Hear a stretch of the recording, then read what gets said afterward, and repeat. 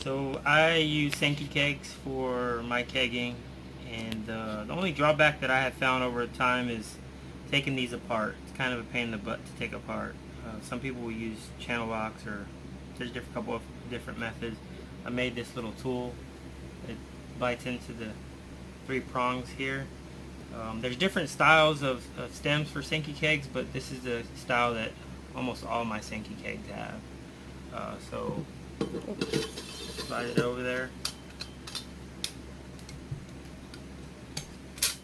Comes apart.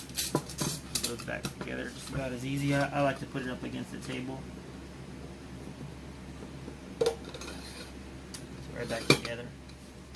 So once I have it taken apart, the other part is getting this gasket or this seal off of here. I just use an piece of aluminum round bar. Set it all the way down until it hits the ball. And I usually keep try to keep a box or something to catch the ball, because usually it'll go off rolling, and then I tap it with a hammer. And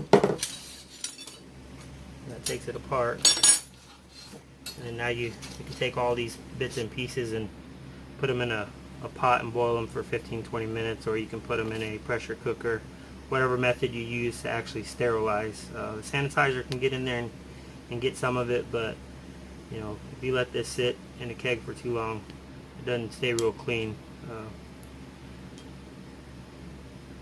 So that's how I take mine apart, and makes it a little bit easier. Thank you for watching.